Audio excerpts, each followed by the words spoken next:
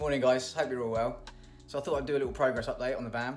It's been a week or so since the last one, so a few things have changed, so it'd be nice to catch up. So let's head out to the van and I'll show you. So here we go.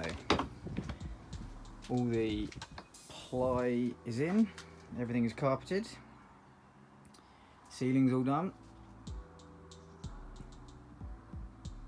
and I've got the curtains in. I've also wired through all the electrics so we can have a control unit up here. I've got some cabling down here for some extra bits. We're going to have the water. The water is going to go here, and the pump and the tap and everything's going to be about this high, so that's ready for that. All the 240 volt stuff's been wired in through the control unit here. Let's get that out of the way. So all this is all wired in now. I can make this shorter or longer or whatever if need be. So yeah, big difference. It's no longer a spaceship and it's starting to look like a camper van. So down here in the electric area, this is obviously the leisure battery. These are quick release terminals, so I can just pull that off and disconnect the whole lot. So instead of having to unscrew every little thing to disconnect things, I can just kill the power straight away by just taking that off really quickly. This is the split charge relay. So this is what charges the leisure battery from the van battery when we're driving. This is for the solar panel. So this is where the energy from the solar panel gets turned into whatever it does to charge that. I have no idea how that works, but it's pretty magical. Fuse box, or fuse board. So these are different fuses. The blue one is a larger fuse for the fridge, which isn't in here yet. This is my earth terminal, earth block. So everything's earth back to that. This is attached to the vehicle, to the van chassis in here somewhere. Comes through, and so everything is then earthed back to that point. This is all the 240 volt stuff. So this is the RCA, I think it's called, the fuse, the 240 volt fuse thing. Single plug point here, which is what the this is a battery charger. So when we're plugged into the 240 volt hookup, this will charge the leisure battery and keep it topped up. That's what these cables are. I haven't plugged that in yet. And there's also a double socket that runs off the back to there, so it's going to go in a unit there. That's got USBs and stuff in it. It's just a regular household 240 volt double plug. So yeah, I've tested it all. It all works. I've got all the electrics from Rain Automotive, so they send it all kind of pre-wired. So all these bits like this, it all comes pre-done. You send a floor plan of what you want, and then most of the leads and everything come the right length and all this kind of stuff. So it's really well thought out operation, that and it does work really nicely. There's a few things I've had to sort of change lengths of cables, unwire things, so to speak, and then wire them back up wherever I put them. But generally, it's a really good starting point for electrics if you don't know what you're doing, like me basically. So yeah, I really recommend it. That was really useful. There's a couple of things I haven't plugged in yet. This is the diesel heater. We've tested it and it still works, everything fine, but I haven't got it plugged in at the moment. I think that's it really. Yeah, and this unit will go up into a thing up here which I've been scribing this week, along with a light switch, which won't be this one, but it will be a light switch. There's also a control unit for the diesel heater that goes up there, and also the inverter which we've got has a remote, so there'll be a few sort of control. This will be like your control area up here basically for everything. I also bought a new barn door threshold cover, because the original one is only like this long, and obviously it needs to be tidied up because you've got where the floor meets and everything. So this is a longer one. It's about 50 quid that, so it's not a cheap thing, but it really tidies the back up, which is really good, and it's a really good fit. We've actually got higher floor than normal because I've battened this and insulated under the floor and sound deadened underneath this. So I needed one that had, this is basically the deepest one you can get, so it fits perfectly, and it's really good quality. I'm really impressed with their stuff. The curtains are also from Vanex, so yeah, they're brilliant. They black out perfect. Really impressed with them. Yeah, Vanex, there you go. So yeah, they're great. Definitely recommend those curtains. Proper blackout. We need to get something to divide the cab, or probably for the windows at the front. But yeah, really good quality. Fit great, nice and tight. Don't make any noise when you're driving along, apart from these bits actually. You can hear that sort of rattle. I think probably need to pop those on when we're driving, just to alleviate that little rattle. But other than that, awesome. What I thought I'd do is explain some of the problems we've come across while we've been doing this, because it hasn't been that simple. It seems to be a constant problem solution thing. So the first one we came across was actually attaching the ply to the walls. So where these trim clip holes are, the ones that come with it originally are really small. So I'll show you that. These are the original trim clips, and as you can see, they're really small. So the normal lining on the van is basically cardboard. It's really thin. So these are fine for that. They just push in, and to get them undone, you use like a little hex Allen key sort of thing. They're pretty flimsy, but they do the job fine when there's no weight attached to it. So that's the normal ones. So we bought hidden trim clips so that you wouldn't see any of the clips basically. And these mount inside, so you basically have the ply board.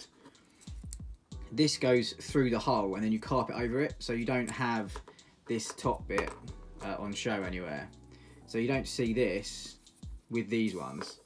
But the problems with these ones we found, because we've used thick ply and thick carpet, is they just wouldn't go through. They're longer than the normal ones by a little bit, but they were nowhere near long enough. So what I had to do was buy the longer trim clips, which were these ones.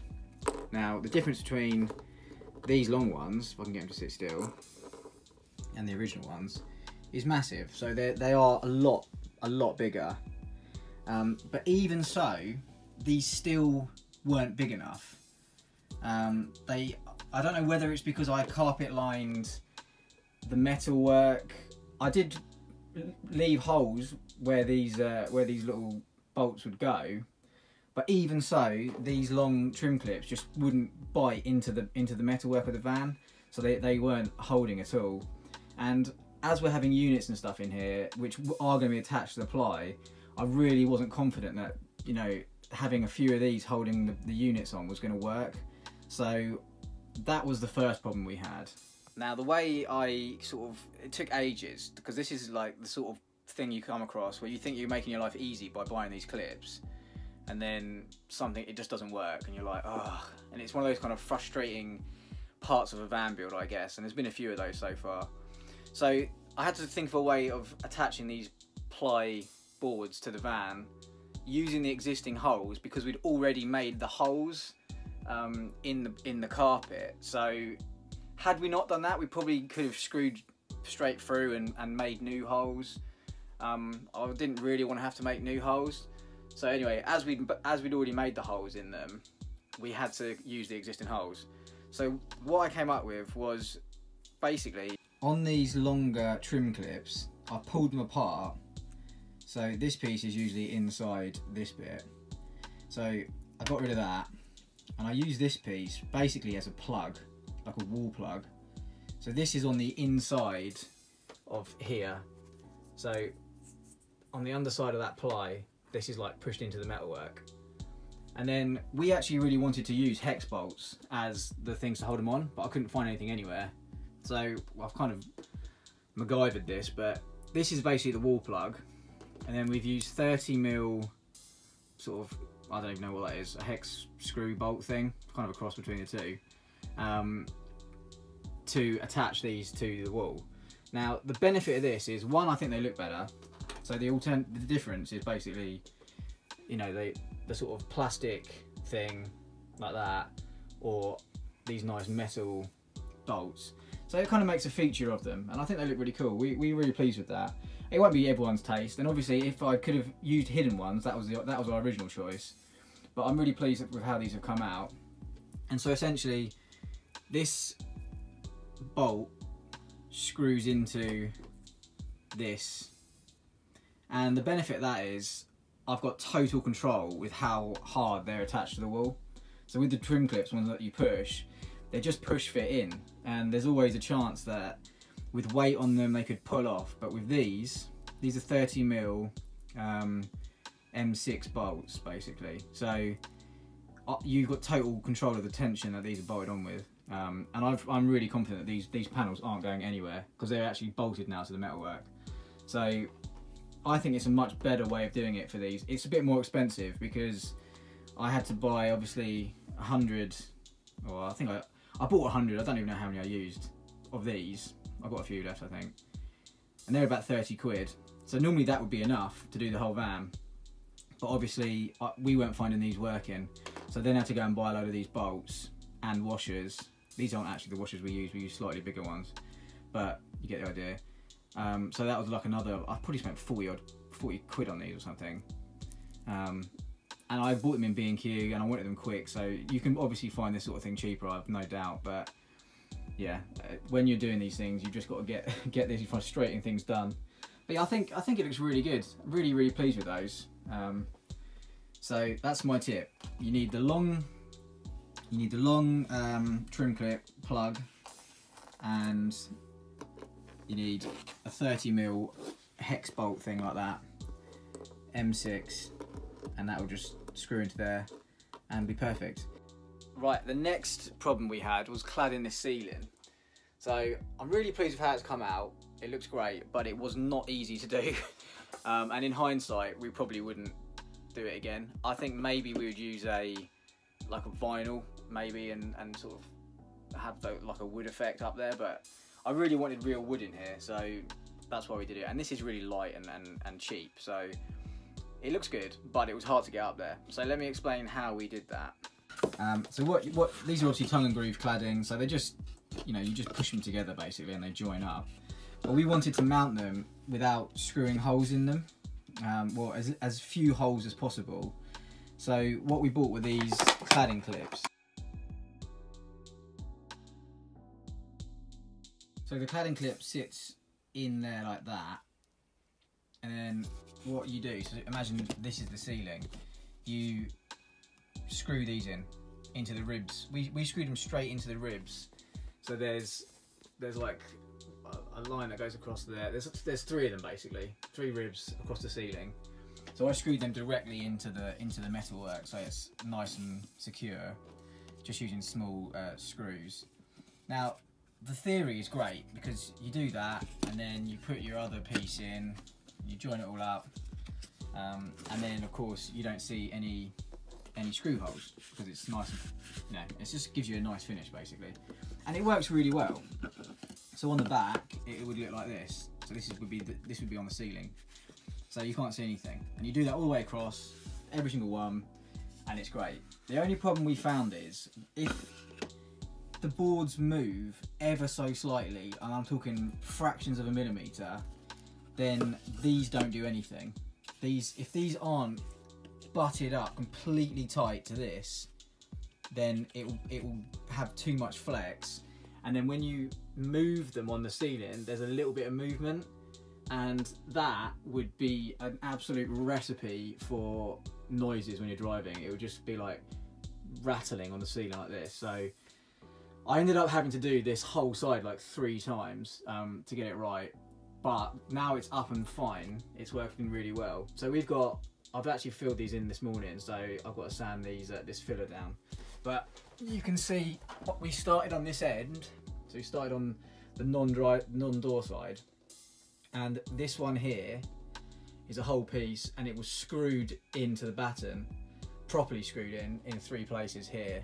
So this one is really fixed to the roof, and then that gave us a good starting point for every single other one, and then we went all the way down it and you can't see any joins anywhere else.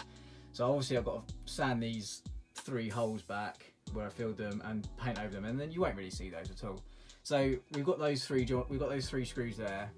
I put another one in the middle there because it was where the lighting stuff was. It was kind of just ever so slightly pushing that one down a little bit.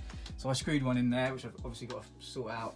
And then we finished it off with these 3 here. So the ceiling is really tight and really secure. It was just really annoying having to like take them down and put them back up again. And the problem with a van like this is that you spend the whole time on your knees. It's really uncomfortable to work in a space like this.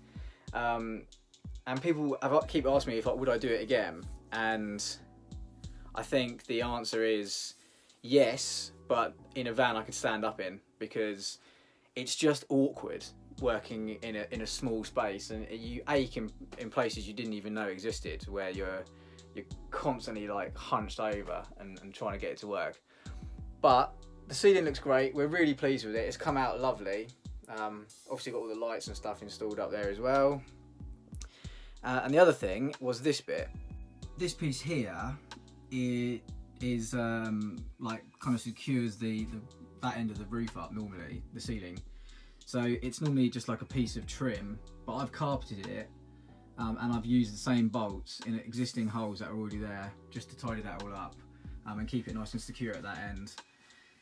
Just where like you've got this natural curve, there was small little gaps kind of like along the edges, just where the wood is different shapes. So the carpet sort of hides that, I suppose, really. It just pads it out, so you get a really nice edge on that, nice finish.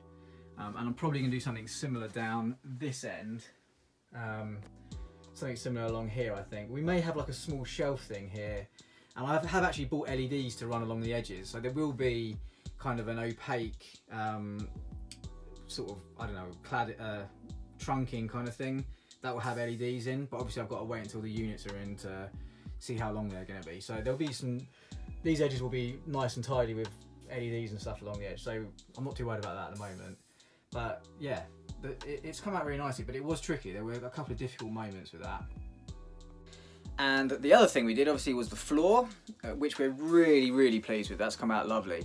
Now, what we did was we used the ply that we bought that was already cut to fit. We used that as a template, so we did it face down, drew around it with a thick Sharpie on the underside, so that you don't see any pen on the top, obviously, because if you draw around it on the top edge, if you have to trim any bits, you might end up too close to the edge, and then you'll obviously have pen around the edge of it. So we turned it all over, did it on the bottom, and I was quite worried about doing the floor. I thought the floor was going to be really tricky, but actually, of all the things, it was probably the easiest thing we did. So we drew the template on it using the ply, which gave us a good starting point. We trimmed it with a little bit of give, so we could really tidy it up in here.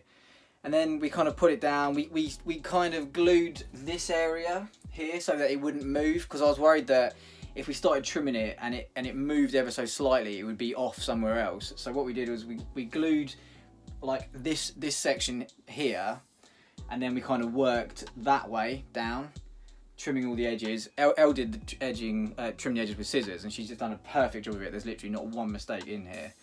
And then we went back towards, oh, something there.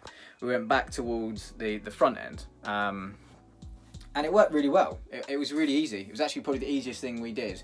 And we got this floor from Flooring Superstore, I think it's called. I'll link it in the description. I'm really impressed with this. It even feels like wood. It's got like a sort of texture to it, and it's lovely. They had loads of different choices. We went for this kind of golden oak, it's called. And it's fit really nicely, and obviously with the carpet around the edging and stuff, it makes the edges look really tidy. We're really pleased with this. I definitely recommend this flooring company, and it was quite reasonable. I think we paid about 85 quid or something for this floor. It comes on a roll, and so you get the amount you need. We bought 2 meters by 2.75, so we've got a bit spare which we might use for like inside the cupboards or something. But it worked really well, and it's really smart. It's a good finish to the floor. The curtains were trickier than I thought, because I expected the rails to come pre-bent and to the right length, so that I would just basically screw them in. But they didn't. They're kind of all the same length, and then you have to measure it to the length you want and then bend them. And it's not that simple to bend them, so you have to kind of be careful with that. So you've obviously got these bends on the corners, and the way I did that was I measured how long I wanted the rail, I screwed it in from the middle, slowly working my way out each side, and then I just used basically like a rubber mallet and sort of gently tapped it down until I could get the curve nice and straight. So it's a job that I thought was going to take an hour, and it ended up taking me 5 hours, because there was places where I couldn't get screws in and everything. But that seems to be the story of the van conversion, to be honest. It's like everything you think is going to take half an hour takes 5 hours. Yeah, it's pretty stressful. This is the kind of bit that this is like all the foundation-y stuff. So once this is done, I'm now onto the furniture, which is the fun bit. So building the furniture out, getting it ready now is exciting. So this bit's all been done. I'm not gonna lie, it's been pretty stressful. There's been some times when I felt like we've probably bitten off more than we could chew. Especially as like total novices, no idea what we're doing really. But I'm really pleased with the finish. I think people who've seen it think it's really professionally finished. I went to a VW meet last week, my first VW meet, and met some really friendly guys there. We, looking around the vans and that, and they all had nice things to say about the carpet lining and stuff that we've done so far. So yeah, I'm really pleased with it. It's going to look good, I'm sure of that. But now it's the furniture, which is going to be tricky. So yeah, I guess stay tuned, and we'll have I'll do some furniture updates this week. So I'll try and do some.